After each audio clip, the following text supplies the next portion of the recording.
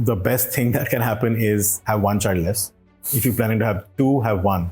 The industrial activity was also going like this. And if you correlate it with the carbon emissions in the atmosphere, it correlates very seamlessly. Rise in global temperatures. There are a lot of greenhouse gases, right? Carbon being the majority of the emissions, one of them being, of course, methane. Then there is carbon dioxide. Gases which exist in our ACs. Policymaking is nothing but understanding data. The increase of these greenhouse gases in our atmosphere is essentially allowing for all of this heat to be trapped. So there are a lot of industries that are responsible for climate change. Which is one industry that would you say not spoken a lot about and causes a lot of this problem? Today, we are addressing a challenge that impacts every single one of us: climate change. Despite numerous warnings and international agreements, global warming continues to accelerate, threatening our ecosystems, economies, and our way of life. The urgent question remains: how can we transform our approach to development and integrate sustainability into every aspect of our lives? To explore this critical issue, we are joined by a remarkable guest who is making significant strides in this field. Nitin Pasricha, the founder and CEO of Integrated Climate Initiative, is a visionary committed to addressing climate injustice. With ICI, Nitin aims to make sustainability the core pillar of development by equipping individuals, businesses, and governments with the tools of knowledge they need to drive meaningful change. In this conversation, Nitin will share insights on how we can reshape our economies, rethink our energy consumption, and redefine development. We'll discuss how climate action is not just about reducing emissions, but also about building resilience and ensuring that those most vulnerable are not left behind. Expect to gain actionable insights into making sustainable choices that are not just ethical, but also profitable. Whether you're a business leader, policymaker, or an individual looking to make a difference, this episode is packed with practical advice on how to turn sustainability into an opportunity for growth and transformation. So join us as we navigate the path to a more sustainable and just future. Let's get started.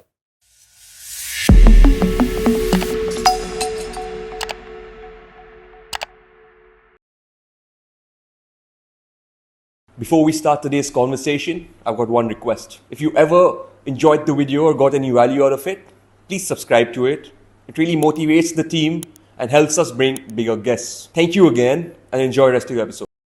I want to start with understanding what exactly your organization ICI does and what is your vision. So ICI essentially stands for Integrated Climate Initiatives. Along with my co-founder Milkesh, we started this organization about 4 or 5 years back.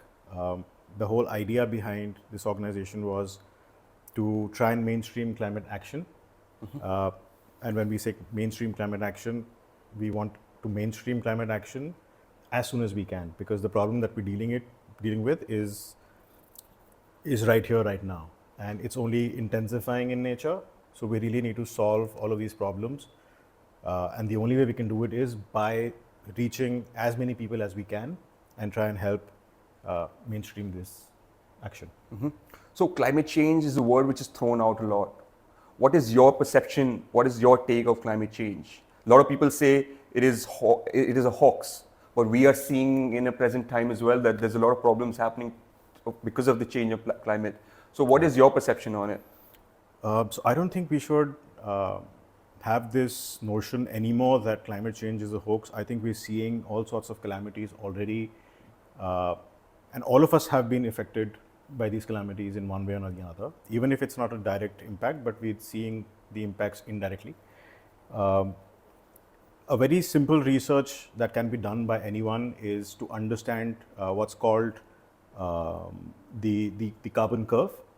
So if you just simply study, just go online and ask Google to sort of show the hockey stick carbon curve, it very well correlates with our industrial activity. So if you see that for the last century or 2 centuries or so, the industrial activity was also going like this. And if you correlate it with the carbon emissions in the atmosphere, it correlates very seamlessly with that curve that we have, right? Along with the rise in global temperatures, right? So all of these collaborate or sort of correlate really well. And I don't think it shouldn't be a question of it being a hoax anymore, because I think it's already out there. We're seeing all sorts of calamities. So the problem is that we all know that it's slow in nature, or at least we were told that climate change is going to be slow in nature and it's going to affect us somewhere in 2100 or something. But we've not even reached 2050 as yet. We're still 25 years before 2050, and we're already seeing so much of problems. We're seeing that the temperatures, even in the cities right now, have become really high. So we're reaching like 50 degrees in Delhi. These are temperatures that, historically speaking, have probably only happened once or twice. But now every year we're breaking these records of warming. Right. And this is not going to be a sort of a linear line. This is going to increase exponentially. And why that happens essentially would be of all, so in very simple terms, we had a lot of ice on our poles, right? Now a lot of this ice is also radiating the sunlight back, right? But when this ice starts to melt, it's now we're exposing our oceans, right? The more the sunlight hits our oceans, the more they will start to warm up, right? Because now we're not reflecting that much radiation anymore, right? And that's going to increase exponentially as this ice keeps going away, right? So that's a very simple notion that we should all understand. This is also why our coastal areas are rising, and they will continue to rise exponentially. So that's essentially the problem that we have. And all of this is just the rising of the oceans, melting of the polar ice caps, and also the other glaciers, the third pole that we call. This is just melting of the ice. Now, what this would lead to is a lot of problems to do with lack of water. We already know that, or it is expected that the Third World War is going to be about water, fighting for water resources. Most of this is also going to lead to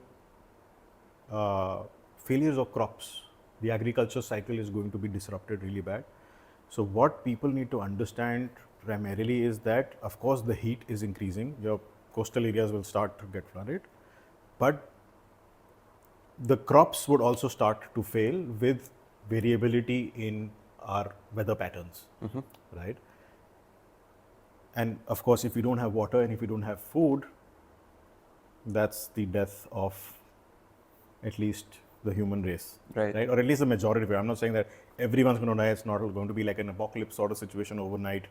We're all going to die off, but it's going to be a very slow and torturous path. Before we talk about the effects of climate change, which we could go on on and on, I would like to understand from you, what is the key reason for climate change?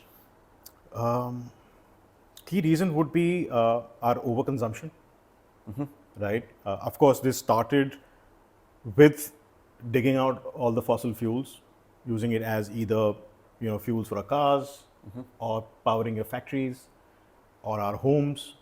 So the primary factor for this was fossil fuels. Carbon emissions. Carbon basically. emissions, yes.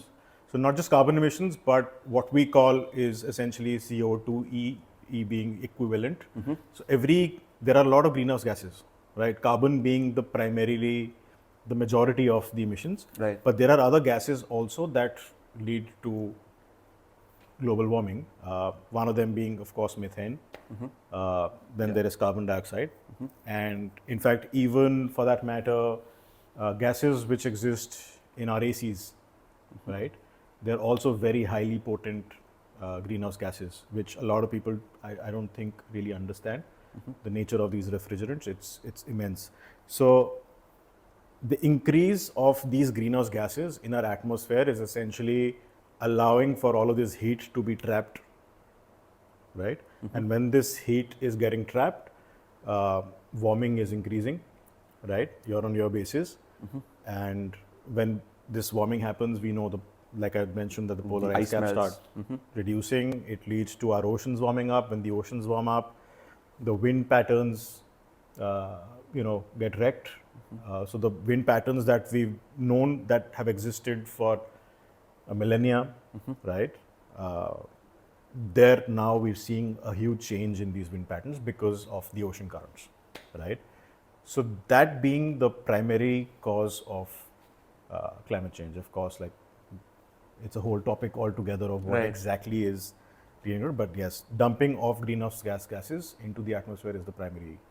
But if you think about it, this phenomena of climate change is a natural process. Right. This is ought to happen. Right. All we can do is reduce the pace of what it's happening with, so that our recent generations are not going through it. What Right. What is your take on that? Right. No, of course, climate change is already here. And we know that if there are two paths that we can take, one is the path maybe that we're currently on, right, where we're all conscious, or at least a lot of us are conscious about what needs to happen or what we need to do to bring down our emissions. The other path is, of course, we go on business as usual. What's happening, let it happen. And the other is that we make drastic measures to reduce emissions, right? If we continue business as is, the impacts are going to be much more worse than what they can be if we try and help reduce these emissions. So, for example, under the COP agreements, right? Right. We all countries that were a part of it had sort of said that we would try and bring down or curtail our global warming to 1.5 degrees Celsius. The Paris Agreement. The Paris Agreement, right? But we already also know that we have crossed 1.2 degree of global warming already. And with 1.2 degree global warming, we know the kind of impacts that we're seeing already. Yeah. Imagine when we cross 1.5, these impacts are also going to increase many folds.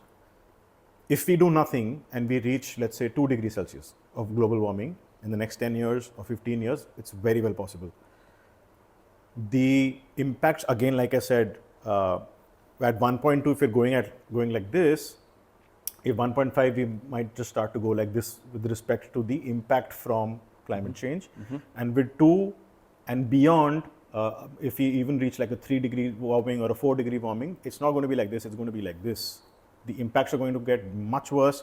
So even now we're seeing that a lot of the calamities which were a 100-year event, like huge floods that happen, right, which would happen once in a century, Right. they're starting to happen now maybe every 10 years. Every 10 years, yeah. Right? It could become every 5 years very soon, and it could eventually become, if we do nothing to reduce these impacts, it could also become like a every 5-year event or a every 3-year event, right? Now, what it'll do is have an immense impact on the global economy as well, right? With all these calamities, we'll always be on damage control mode, right? Rather than focusing on better things to sort of thrive as a society, Yeah. you would just be firefighting all these calamities all the time, which is going to be very counterintuitive for not just humans, but also would impact a lot of the other life forms on this planet. So the whole idea is that, yes, it's here, but rather than to say it's already here, now why do I need to care about it, right? If you have that approach, you would see those impacts which can be sort of deferred. You would start to see these impacts maybe 10 years from now, 20 years from now, rather than, let's say, 100 years from now. So at this point, it's about trying to defer them or trying to delay them. Also, because there is this other idea aspect called geoengineering, which is also pretty big right now. A lot of countries, a lot of industries, a lot of organizations are trying to focus their energies on trying to identify with which we can try and reduce this global warming, either by, let's say, plucking carbon dioxide from the atmosphere, dumping it on the ocean. It could be planting a huge amount of forests everywhere, which is going to take time. Like trees wouldn't immediately start absorbing carbon. That would take time, right? But yes, of course, forestation is anyways one of the biggest or the best things we can do for this planet as a geoengineering measure to try and pluck out as much carbon as we can and have it stored. But we are working on a lot of other technologies. Now, there is this one side of uh, ideology which says we shouldn't be messing with nature, trying to pluck out the carbon and dump it underground. But I think without, it's a personal opinion, without all these technologies, I don't think we'll be able to sort of defer it for very long. Yes, of course, we need to continue to mitigate as much as we can, reduce the impacts or reduce our lifestyle emissions as much as possible, so that we are buying more time for these technologies to work and then start plucking out this carbon and hopefully be able to thrive eventually in a much longer term beyond 2100 as well. Right? So it's about protecting the conditions that support life for as long as we can, till we find a solution to the mess we're in. Right. I see climate change as more of a mindset and lifestyle problem. Because if you think about it, a lot of people, when asked to do something about climate change, they ask themselves, how can they as an individual make a change? What is the message for them? What kind of people who think about that the individual can't make any change? No, I think while it is a problem that we could call it a problem that started with the Industrial Revolution, right? When we started to manufacture a lot of products, but who essentially are these products for? It's for all of us, right? There is a lot of blame on all the oil manufacturers, oil suppliers in the world, right? That they caused climate change because they dug out so much fossil fuel, which was essentially burned. Well, yes, that is true, but who's consuming all of this? It's all of us consuming all of this, right? So even as individuals, yes, of course, there has to be a top-down approach where our governments also have policies that push people to drive this change, try and consume less or consume in a more sustainable manner, right?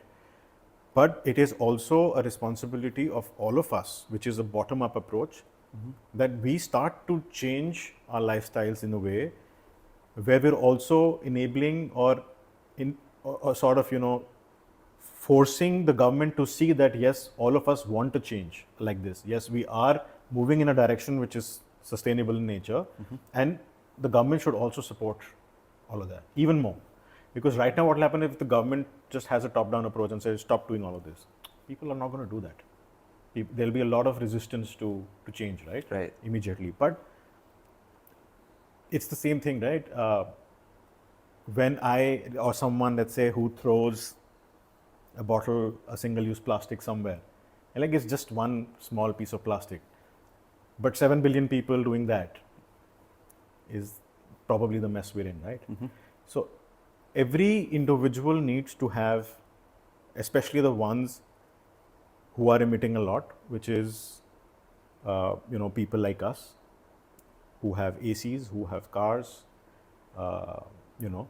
We have a lifestyle which is convenience based, very convenience based, are the ones who are essentially causing this climate change, are the ones who need to sort of make, let's say, start with smaller changes in their lifestyles to bring about this change, but not just doing or changing your bulbs to LED is not going to solve the problem.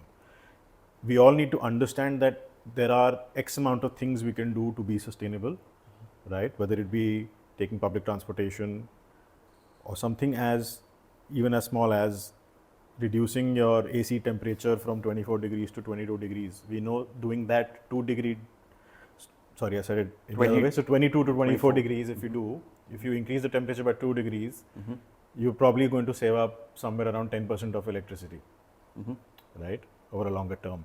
So there are a lot of small things like these that we all need to start adopting, which will lead to a sort of a bigger change, right? But isn't it easier for bigger change to have happened before, such as conversion of a lot of our energy that our country, we talk about India, Right. 70% of our energy comes from coal at the moment. Right. But there is so much potential in getting energy from the wind, Right. the solar, and so on. So why can't we make these decisions? Our government makes these decisions that changes policies and changes how we get our energy, since we are on the topic of energy. Right. So I think there is already a massive movement towards renewable energy. I think we've seen it in the past decade or even more, in fact, that we are starting to transition towards wind energy, solar energy, and this also reflects in a lot of, I don't know if you follow the stock market, but recently the stocks or the companies which are into solar manufacturing, Right. their stocks have Yeah, sort of yeah. skyrocketed, right? So we are seeing that there is a huge shift coming towards solar. There are a lot of subsidies also for all of us to adopt solar on our rooftop. Why should we not be doing that? We know for a fact that solar panels do last for 25 years. Yes, you can have this whole debate about Disposing of. disposing of the batteries of solar, but as well as the panels as well, Right. of course, after 25 years, right? But if you understand from a life cycle perspective, vis-a-vis like a fossil fuel entirely, you're consuming electricity entirely from fossil fuels, which is your regular electricity that we're consuming right now, or if you start to have solar panels on a rooftop, which you can even either use for yourself or start to supply it back to the grid, right? At least you're making some impact there. And on a life cycle basis, we know that that's more sustainable, right? That's more environmentally viable to have solar rooftops. So there are a lot of initiatives that are going towards renewable. Yes, we may argue that this transition towards renewable is slow. It needs to be faster. And I certainly believe that it has to be much faster Right. than what we are, because time is really running out. And I think the sooner we realize that we don't have enough time, in fact, 2020 was set as the deadline after which is going to be runaway climate change. So if we really have to take measures, 2030, sorry, not 2020. So if we really have to do something about climate change, or at least not allowing it to go out of hands, 2030 was the limit. So we're just 6 years left. So this transition really has to happen. We had initially, like governments had thought that, if we are to sort of make a dent and reduce the impacts, by 2020 our emissions as a planet should peak, and then it should drastically start to fall, which has not happened. So we're already delayed. So 2030 is essentially by when I think all countries should really think and try and peak their emissions and then drastically start to reduce for Right. these efforts to lead to any fruit. How hopeful, since you spoke about the vision of 2030 Right. for the world, not just India or any other continent, but you spoke about how it's a vision for all of us, a collective vision. How hopeful are you because of the new technological advancement in place as well, such Right. as the AI? And it is said that AI has high potential of Right. helping in solving the problem of climate change. Correct. So if I wasn't hopeful, I wouldn't be here talking to you. Of course, yes, being in this field, reading all these news about all the calamities that happen and a lot of inaction that's happening with respect to not acting on all of this is very demoralizing as well a lot of times. But yes, we're still very hopeful.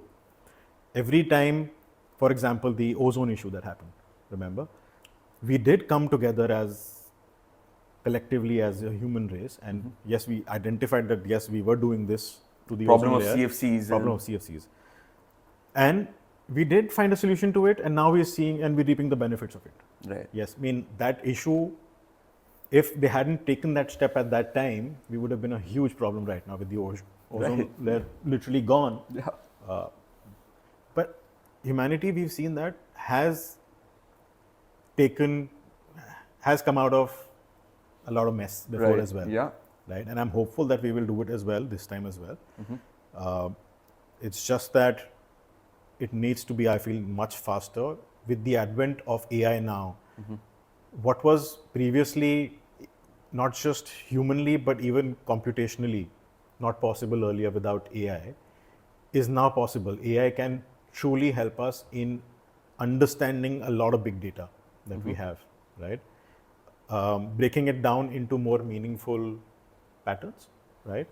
And helping us understand what is it or what is the path that we really need to go on. So it can Right. really help with all of that. It can also help us with a lot of our climate models, which have not been very accurate. So that's another space that it can help. And although it's a fairly new tech, it is in itself also evolving. There is also a lot of regulation that you may see on AI in the future as well, right? But I think primarily these two areas, especially with respect to data. So, for example, the platform that we are also trying to build would also have a lot of AI in it, where we're sort of going to be sort of getting a lot of individuals on board to help them understand their emissions with respect to numbers. But not just help them understand their emissions, but through AI/ML, we'll also be giving them a lot of recommendations basis what are a lot of other people doing as well on this platform, right? So, for example, you could be doing 10 things. I might have just onboarded onto this platform. There are 100 things that this new person who has joined who can do to reduce their emissions, but I am not going to bombard 100 things to this person because they'll just be overwhelmed and they'll just go out of this platform, right? But through AI/ML, we first try and understand that what is it that this person is not doing or doing, right? What is the sort of, let's say, their demographics are, or let's say their income levels are, right? We try and understand all this. And we're also trying to understand a lot of other people on the platform. What are they doing? What are they not doing? What are their income groups? And then we start to sort of pass on more information basis AI, taking a lot of data from other people and telling this person that these are the things you may be interested in doing or might be more meaningful for you to do, right? Or maybe more convenient for you to do. And this is going to be the impact of these things that you do, which are high impact things, but we think you can do it. So with all of this, AI can really help with making all of this possible very easily. Earlier, I think it was still possible earlier through automation and all, but now it's going to get much more accurate. Even for policymakers, for that Even matter. for policymakers, because this is going to have, again, going back to the whole data point, right? Policy making is nothing but understanding data. So since we're on the subject of new technology and artificial intelligence, you are working on a system as well with your organization ICI. Right. Do you want to share with the audience what you're working on? So we're essentially working on 3 or 4 platforms at this point. One of them being, and like I mentioned, that ICI stands for Integrated Climate Initiative. So we have multiple initiatives that target different stakeholders in the society and try and bring them together very cohesively eventually once all of these are built to make a deeper impact and try and mainstream climate action. So I'll talk about all of them very briefly because we're still looking for investors. So I don't want to disclose too much at this point. Of course. But I'll in a nutshell and try and explain each of these. So the one that we were just talking about is going to be targeting individuals like all of us. While we all know that we must be sustainable, right? There is a problem at large. We must address it. But how do we do it, right? The first thing we need to understand is what are we doing in our lifestyles or on a daily basis, and what are the emissions that we're emitting as an individual, right? So let's say I'm going to drive back home. What are the carbon emissions for that? None of us would, or most of us wouldn't really know unless you maybe go to Google and do a research and try and calculate it, you'll be able to do it. But I think this should become second skin for all of us to understand what are the impacts, because this problem of climate change does threaten life on this planet. Right? So if we really want to live a little longer or our future generations to have a better life, this has to become a daily practice, or at least something that you do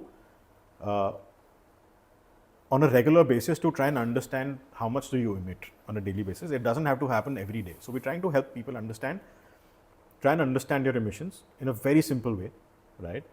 And once you've understood your emissions through the AI part I was talking about, we would also be informing them about certain measures that they can take that can bring down their emissions. And let's say there could be stuff like, if you're using ACs, what temperature do you set it at? Then we can immediately tell them, okay, set it 2 degrees higher. If you're using incandescent bulbs, change to LED. If, let's say, you take your diesel car every day to work, try and take public transportation, if not every day, just try and do it twice in a week. Like slowly and slowly, you gradually start to change. We're not saying that change overnight, But do slow sorry to changes. cut you And on. we'll tell them that if you do this, this is the emission impact that you're changing. There is also something known as the threshold for every human on this planet on how much can you actually emit to be in the sustainable limit.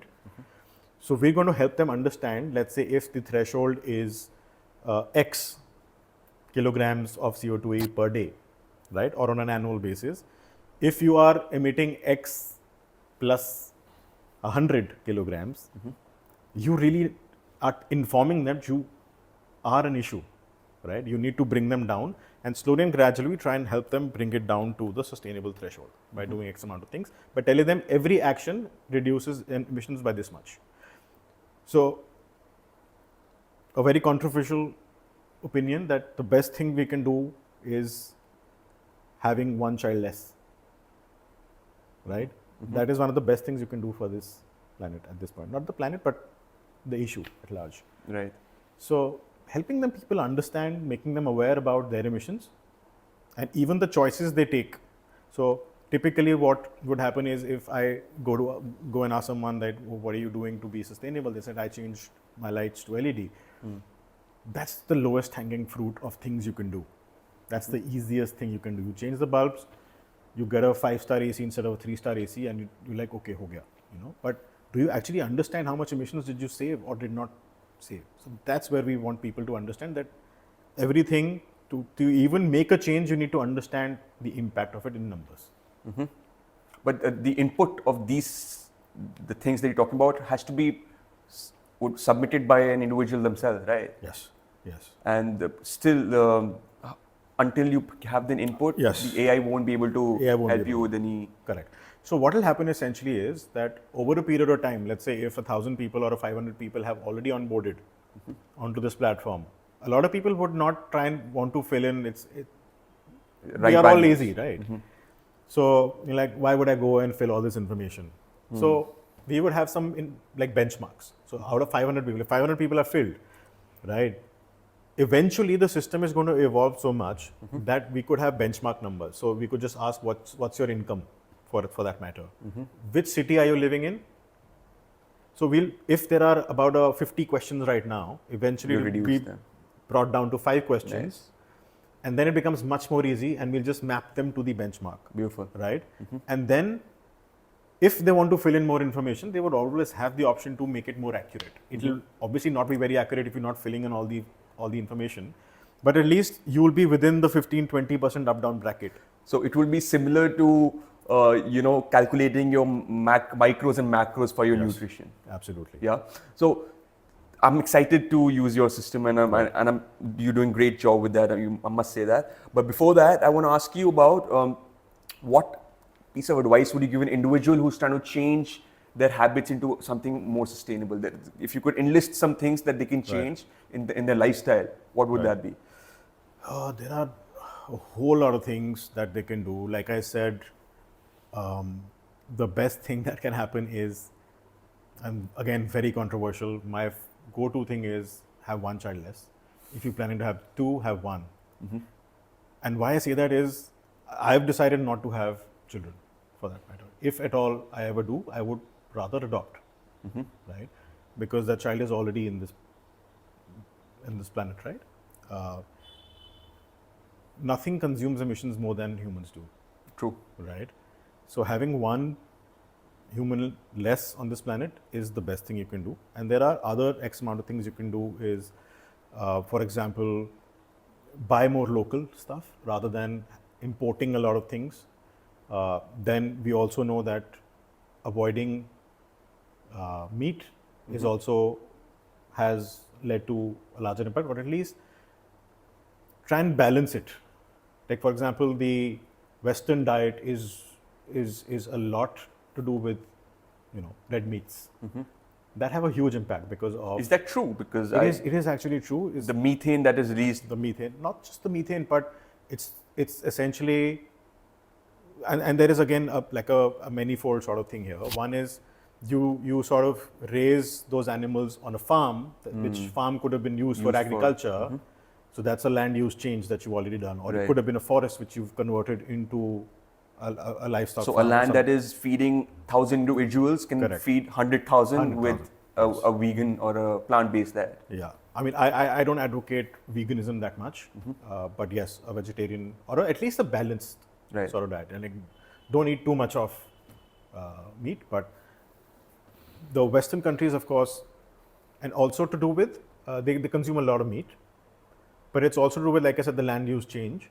But these animals need a lot of fodder, need a lot of water, Right. and of course then eventually leads to methane.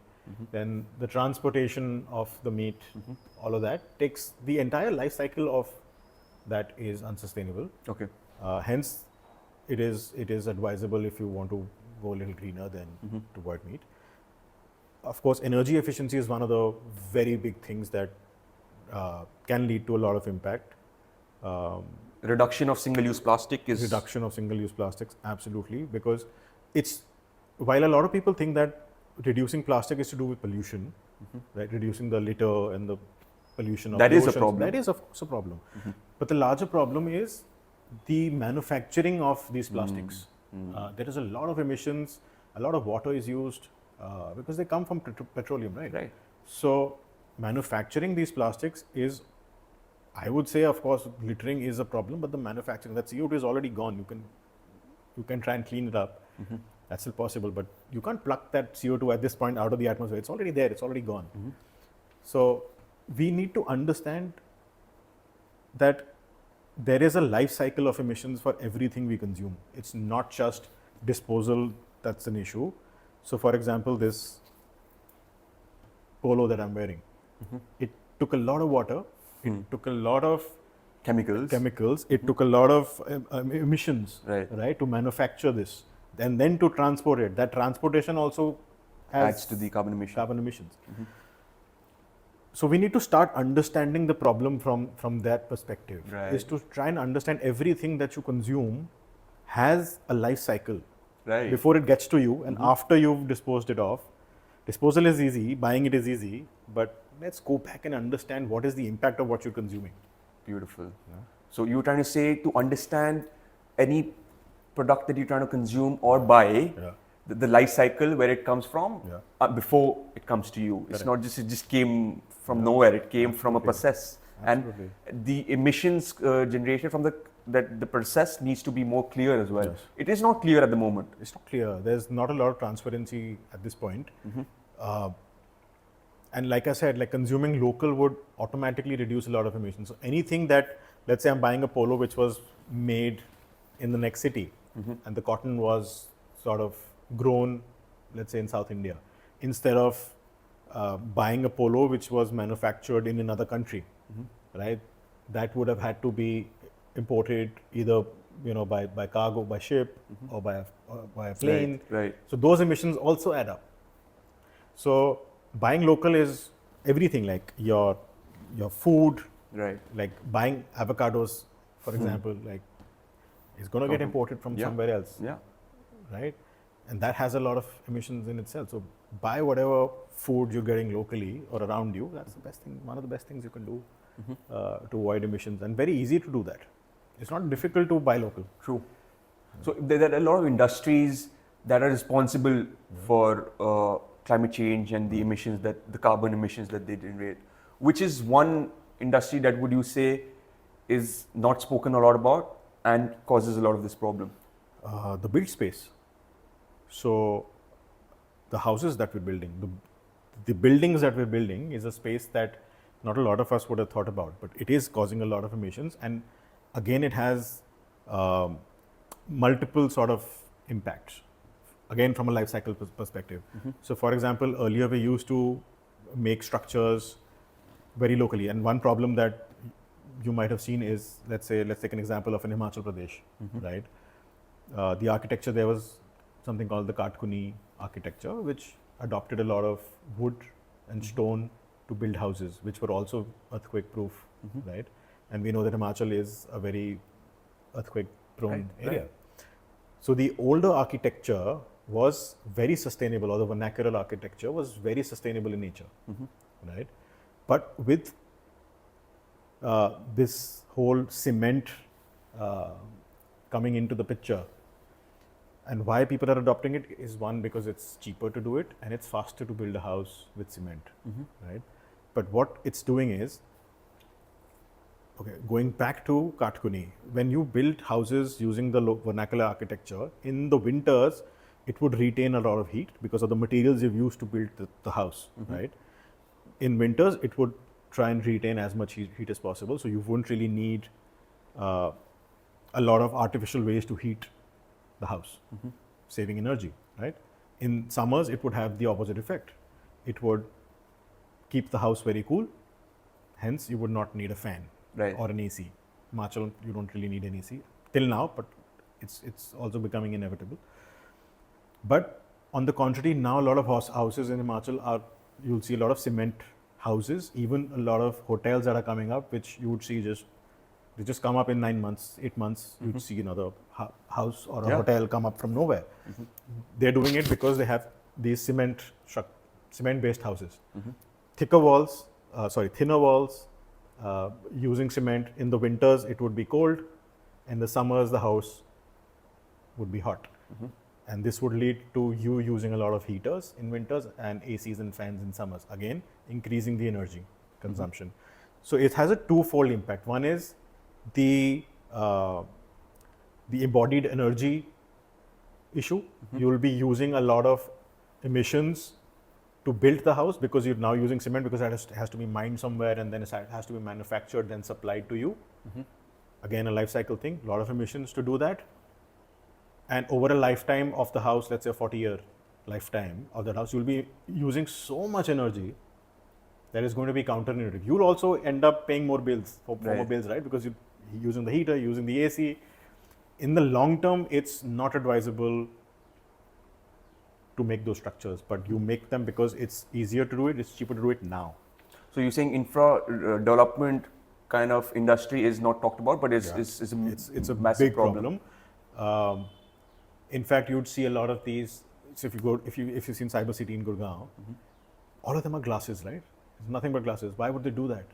A glass structure is known to trap heat, right? Right. Why would you build something like that in North India, where the temperature reaches 40 degrees, 45 degrees? Yes, you can have double glazed windows, triple glazed windows to cut down on your heat, right? But you would also need to keep that structure cool from inside, you'll need a higher tonnage of AC. Right. Hence, more energy used.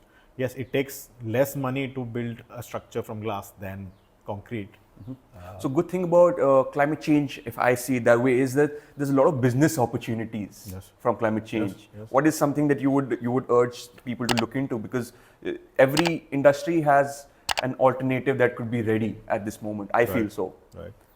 If you want to encourage the viewers in how they could be an entrepreneur in terms of a sustainable entrepreneur. So this field, when I come back to India, so I did my master's in UK for climate change, and when I had come back in 2014, there were not a lot of opportunities in this space at that particular time.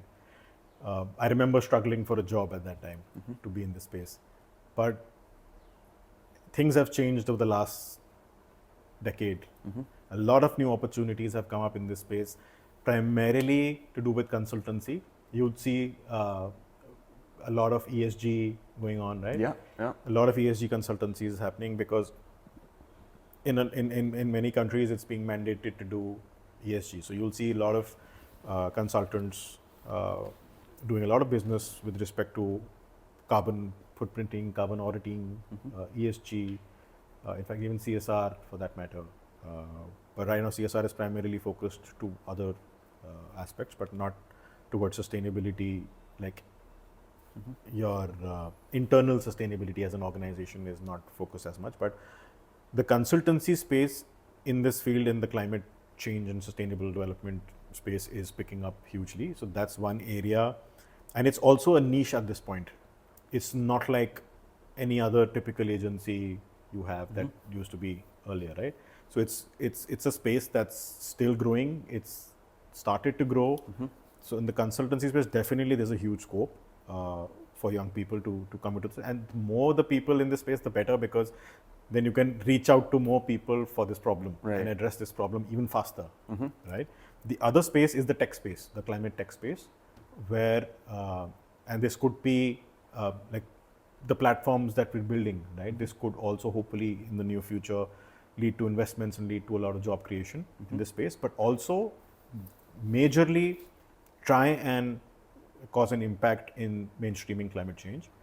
So the software space as well is going to be big, and the geoengineering, the other side of things, is also going to be a space where a lot of investment is probably going to be made in trying to tap into getting this CO2e out of the atmosphere, or trying to cut down on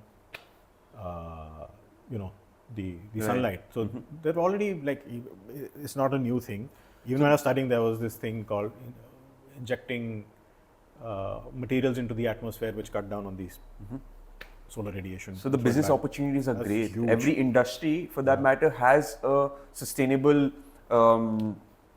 alternative. Yes. And every industry will be able to have an immense boost and change in the kind of Absolutely. growth that there is. Absolutely. As long as you're creative and you find a different space in the sector itself, you can do really well.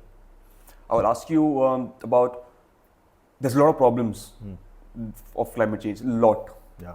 If Nitin had the power to change one and eradicate one problem in climate change, what would that be? I think the major problem is getting through to all humans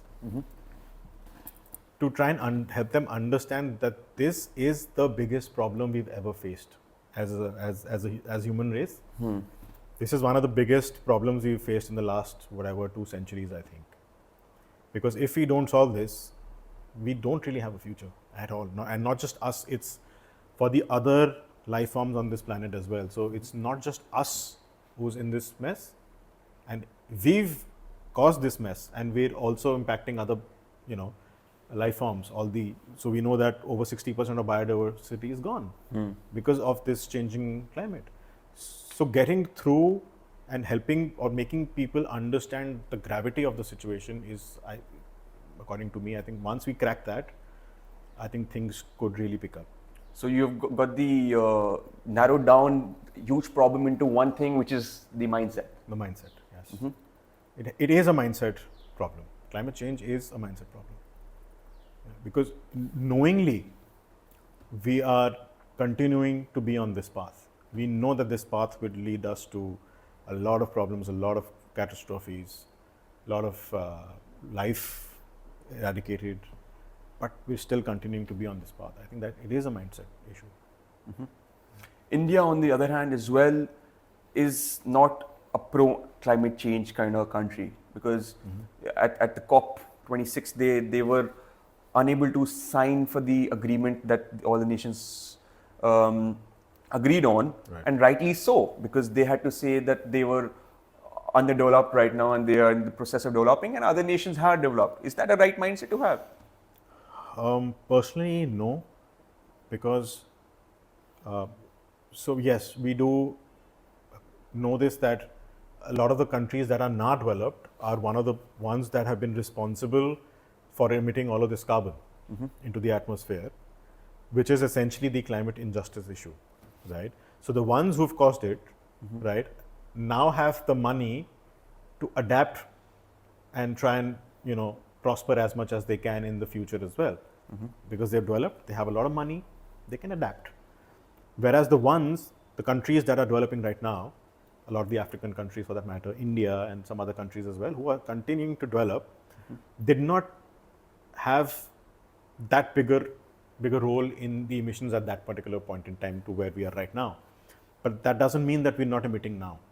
We are emitting quite a lot amount of emissions right now. I think we're number 3 as a country with respect to how much carbon emissions. Because of the size and the population. Because of the size of the population, we are manufacturing as well. And we also acknowledge that we do need to, why would we not want to be a developed nation? Everyone wants this country to be a developed nation, to be prosperous, to be wealthy. But being unsustainable now to be on that path to development may not be very, I would say, not very progressive, because eventually, if we are doing the same thing, making the same mistakes as the other countries made when they were on their, growth story, how are we different from them?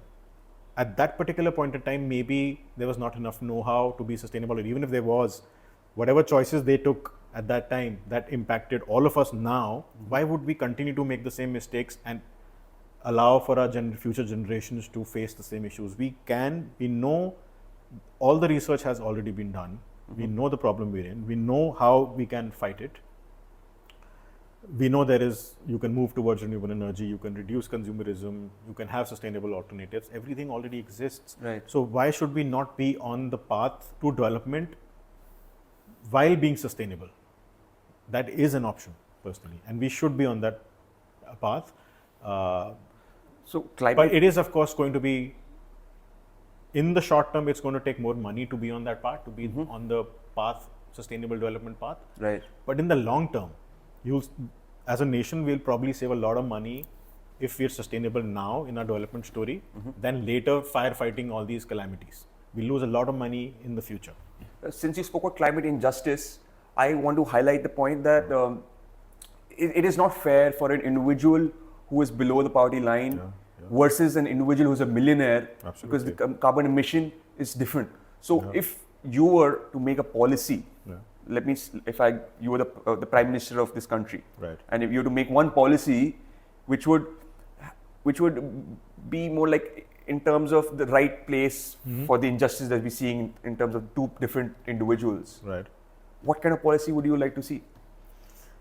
I think, as simply put, it needs to be something on the lines of maybe like a carbon tax, right? Rather than carbon trading. I feel taxing the ones, like even as an income tax, we earn more and we pay more taxes. Definitely. Right? Which helps in the nation building process.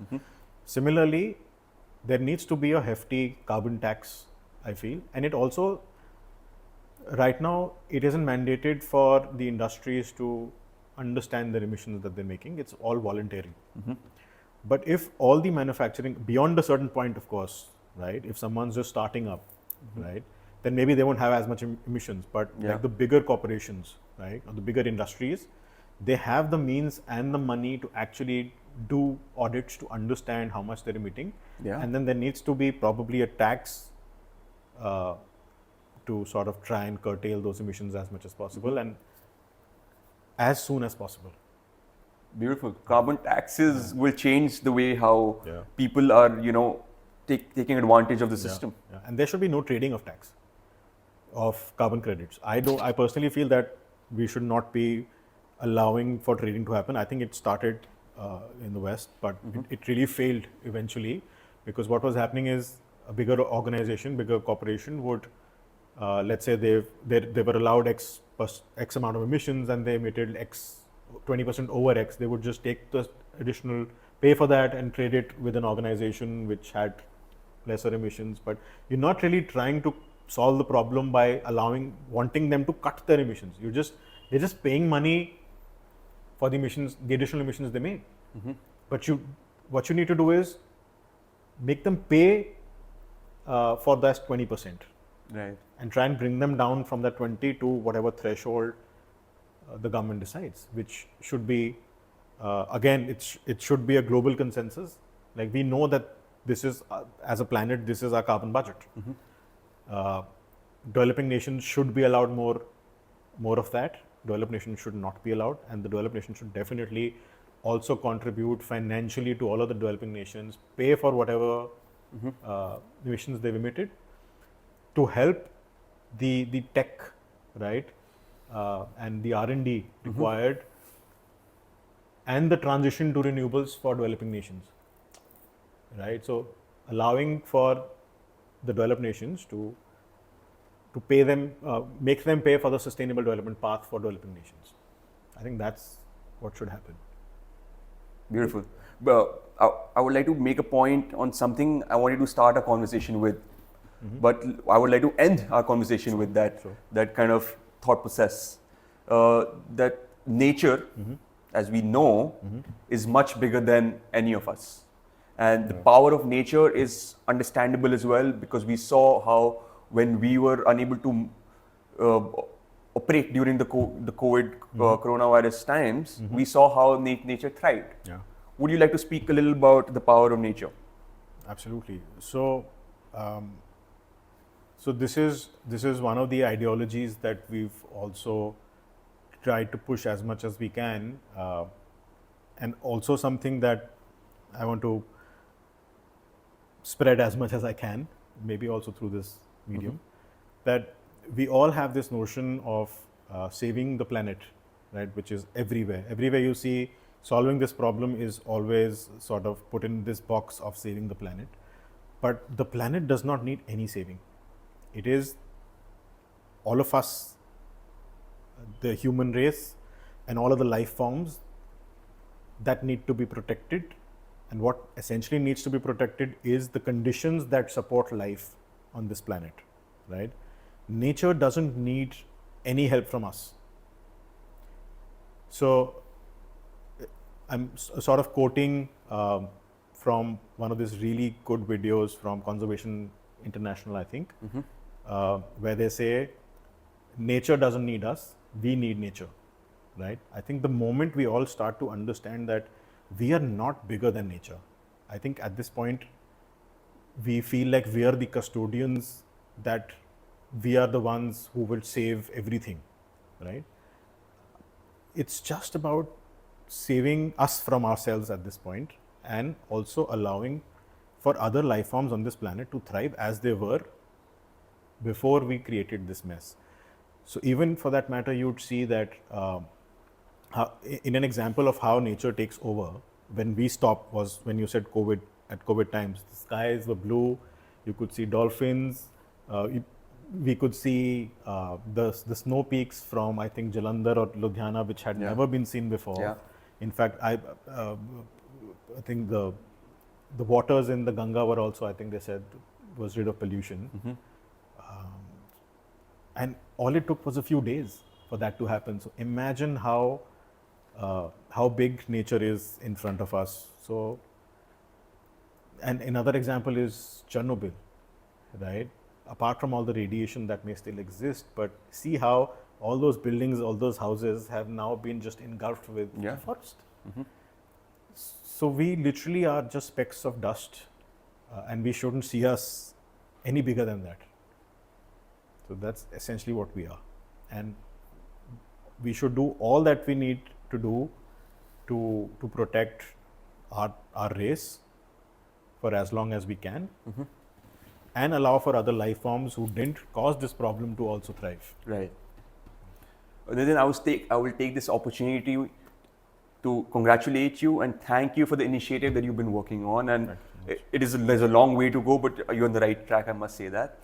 Because if for humanity, there's always hope, because because of our consciousness, we're always towards surviving the survival mode, and we are right there at the moment. And I want to thank you for this conversation as well. But before we end this conversation, there are two personal questions that I ask all my guests. Sure. One question is, what piece of advice would you give to your younger self, a young Nitin who wants to take a path towards climate change and sustainability?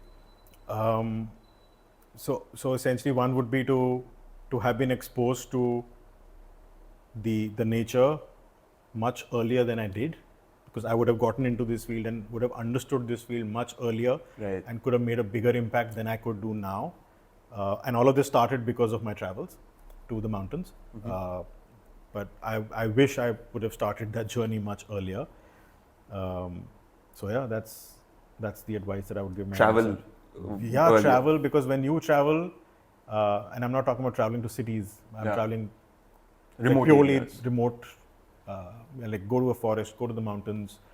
You learn a lot. You learn a lot. You start to value all that we have so much, that nothing changes you more than when you travel to all of these beautiful places that exist. Right. Nothing changes you more than that. It's a discomfortable situation that you travel in as well, Yeah. because you see new people, you learn from them, you Yes, understand yes. what the reality of life is other than in our comfort zone. Comfort zone, yeah. Beautiful. Second question I ask everyone, because it's called Diary of a Publisher. Do you read, Nitin? Do you read? I don't read a lot, but I do read like some books to do with this space. Fair enough. So if there's one book that you wish you would have read earlier in life that gave you a perspective that you hold right at the moment, which book would that be? The one book that I really enjoy, it's not really a book, it's essentially a guide on how to live more sustainably. It's a book called Drawdown, right? So I think if that is introduced in schools early on at this point in time, Right.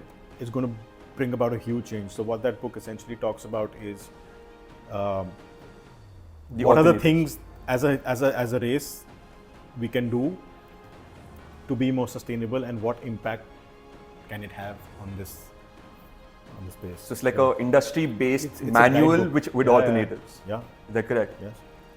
Beautiful. This has been a very insightful conversation for me, and I'm sure it has been for the audience as well. And I could have gone on and on, but we are short of time, and I would like to thank you again for sparing time and giving me. It was a pleasure. Thank you so much. Thank for you so having me. much. If you enjoyed the episode, make sure to like, share, and subscribe. Until then, keep reimagining yourself and know that the power of change lies within you.